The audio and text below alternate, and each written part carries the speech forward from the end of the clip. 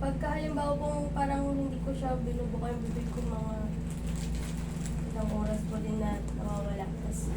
Pero yung click po talaga matagal na yun. Matagal yung click. Ganito kasi, yung click, possible na hindi na mawala. Pero yung naglalak, sumasakit, tapos pag ginagano mo yun, sabi mo, ano yun, nagpalit ka ng rubber, hindi ka makanganga.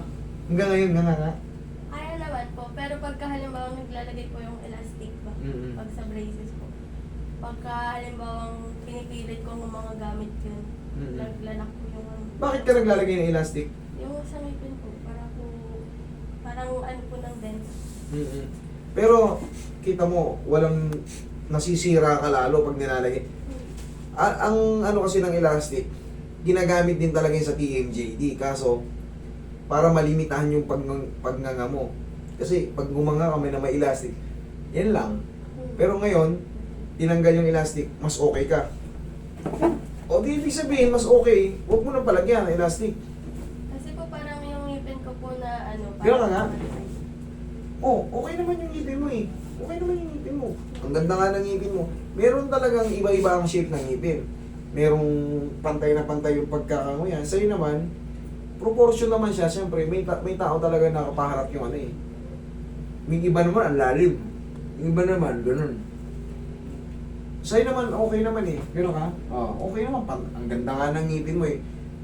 Ang ibig mo siguro, guys, siguro, ibig mo siguro sabihin, gusto mo lumubog tong front mo.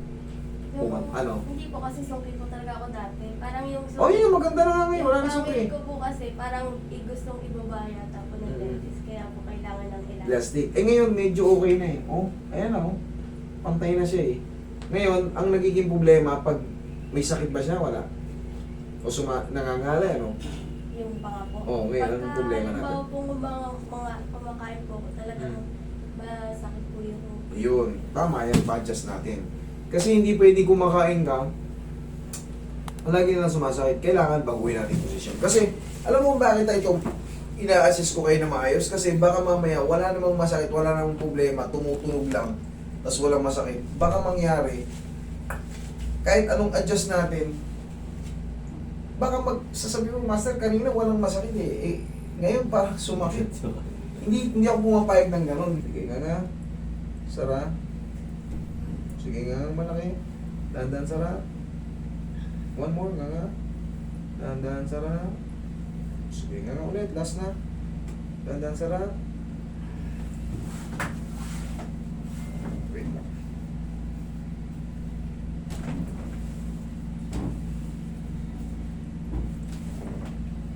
Isa pa nga. Sara. Ganito ka, ma'am. Yung mga kang pa ganito. Ganyan, no? Yan, sige. Sara. Okay. Sige nga. Sara. Straight ka, higa. Higa ka. Ibabaon natin. Sige nga. Dahan-dahan, Sara. Upo ko ulit. Ngayon, ang magiging diskarte natin dyan, siyempre, uobserba mo muna, eating. Sabi mo, doon nagkakaproblema eh. Pag kumain ka, obserba mo kung sasakit pa. Kasi, yung clicking kasi, minsan hindi na nawawala. Bakit? Pag matagal na panahon na, napupudpud yung condyle natin. Napupudpud. Ang kailangan mo wala dyan, yung masakit pag kumakain. Ngayon, tapos lilimitahan muna yung nganga. Total, nililimitahan ka rin naman ng nganga, di ba? Nilalagyan ng elastic. What I mean, pwedeng yung mga ng malaki, ang paglimita dyan, ganito. Ganito. Lalo kung ihigap ka, idiin mo na pa ganun. Hindi pa ganyan, pa ganito. Yan. O, sige nga. Yan ang tamang pagnganga.